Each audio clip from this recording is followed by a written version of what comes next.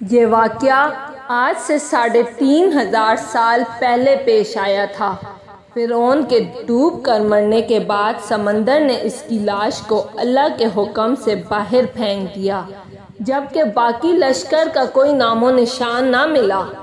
مصریوں میں سے کسی شخص نے ساحل پر پڑی اس کی لاش پہچان کر اہل دربار کو بتایا۔ فرعون کی لاش کو میل پہنچایا گیا۔ درباریوں نے مسالے لگا کر اسے پوری شان اور احترام سے تابوت میں رکھ کر محفوظ کر لیا۔ حنوط کرنے کے عمل کے دوران ان سے ایک غلطی ہو گئی تھی۔ فرعون کیونکہ سمندر میں ڈوب کر مرا تھا اور مرنے کے بعد کچھ عرصہ تک پانی میں رہنے کی وجہ سے اس کے جسم پر سمندری نمکیات کی ایک تہہ جمی رہ گئی تھی۔ مصریوں نے اس کی لاش پر نمکیات کی وہ تہہ اسی طرح رہنے دی اور اسے اسی طرح حنوط کر دیا۔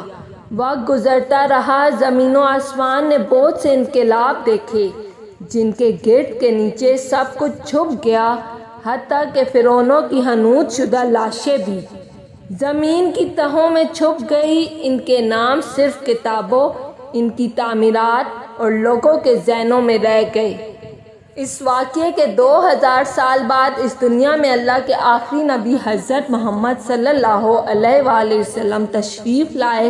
ان پر نازل ہونے والی آخری کتاب میں فرعونوں کے قصے بڑی تفصیل کے ساتھ بیان کیے گئے تھے، اور اسی سلسلے میں اس فرعون کا جسم محفوظ کرنے کی بابت آیت بھی نازل ہوئی تھی، جس کی سچائی پر سب اہل ایمان کا پختہ یقین تو تھا، لیکن وہ سمجھنے سے قاصر تھے کہ اس خدائی کا دعویٰ کرنے والے کی لاش کہاں محفوظ کی گئی اور کیسے اسے عبرت کا نشان بنایا جائے گا۔ 1871 میں مصر کے ایک شہر الغورنیہ سے تعلق رکھنے والے غریب اور معمولی چور احمد عبدالرسول کو فرعونوں کی حنوط شدہ لاشوں کی طرف جانے والے خفیہ راستے تک رسائی مل گئی۔ احمد عبدالرسول نوادرات چوری کر کے بیچا کرتا تھا۔ ایک دن وہ دریائے نیل کے کنارے کے قریب تبیسا کے مقام پر اسی سلسلے میں پھر رہا تھا جب اسے ایک خفیہ راستے کا پتہ چلا۔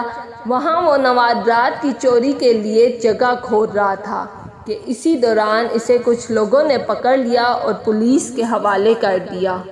وہ جس جگہ کو کھود رہا تھا وہاں سے ملنے والے راستے کو دوسری ممیوں کی جب مسلسل کھدائی کی گئی کے ساتھ اسی غرق ہونے والے فرعون کی لاش بھی مل گئی۔ اس کے کفن پر سینے کے مقام پر اس کا نام لکھا ہوا تھا۔ ان ممیوں کو ماہرین قاہرہ لے گئے۔ جب ان ممیوں کا تفصیل سے جائزہ لیا گیا تو فرعون والی ممی پر جمی نمکیات کی تہہ سے تصدیق ہو گئی کہ یہ وہی فرعون ہے جسے اللہ نے پانی میں غرق کر کے بدترین انجام سے ہمکنار کیا تھا۔ یہ بہت بڑا واقعہ تھا۔ اس کی تصدیق کے لیے دنیا بھر کے ماہرین آثار قدیمہ اور سائنسدان مصر کی طرف آمد پڑے۔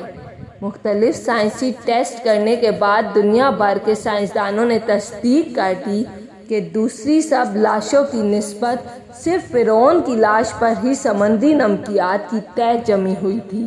اس تصدیق کے بعد اسے فرعون کی لاش قرار دے کر عجائب گھر میں محفوظ کر دیا گیا۔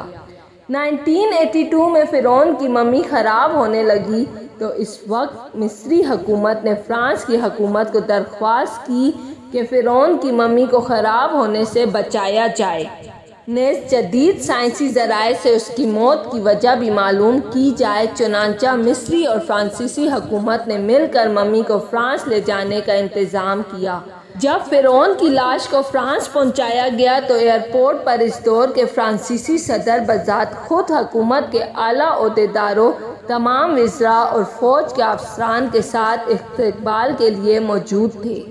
فرعون کی لاش کا استقبال کسی عظیم زندہ بادشاہ کی طرح کیا گیا۔ فوجی دستوں نے سلامی دی۔ فرعون کی ممی کو ماہر ڈاکٹروں کی ٹیم کے حوالے کیا گیا۔ اس ٹیم کی سربراہی ڈاکٹر مورس بوکائک نے کی تھی۔ مائکروسکوپک ٹیسٹوں کے ذریعے ممی کے تمام اعضاء کا باریک بینی سے جائزہ لیا گیا تو معلوم ہوا کہ اس کی لاش اور جسم میں سمندری ذرات ابھی تک موجود ہیں اور موت کی وجہ بھی پانی میں ڈوبنے کی وجہ سے ہوئی تھی۔ ایک بادشاہ کی موت پانی میں ڈوبنے کی وجہ سے ہو، یہ ڈاکٹر مورس کے لیے حیرت کی بات تھی۔ اس نے اس ممی کے بارے میں مزید جاننے کی کوشش کی تو اسے معلوم ہوا کہ اس بادشاہ کی موت کے حالات مسلمانوں کے نبی حضرت محمد صلی اللہ علیہ وآلہ وسلم پر اتری کتاب قرآن پاک میں تفصیل سے درج ہیں۔ اسے علم تھا کہ جہاں سے یہ لاش ملی ہے وہ ایک اسلامی ملک ہے، چنانچہ تجسس کے ہاتھوں مجبور ہو کر وہ مصر پہنچا۔ وہ ایک سائنسدان تھا، اس نے اس معاملے میں مصر کے ہی ایک سائنسدان سے ملاقات کی۔ اس سائنسدان نے قرآن پاک کھول کر اسے سورہ یونس کی آیات 90 تا 92 کا ترجمہ لفظ بہ لفظ سنایا۔ فرعون کا خدائی کا دعویٰ، اس کا پانی میں ڈوب کر مرنا اور پھر پانی سے نکال کر اس کی لاش کا حنوط ہو جانا۔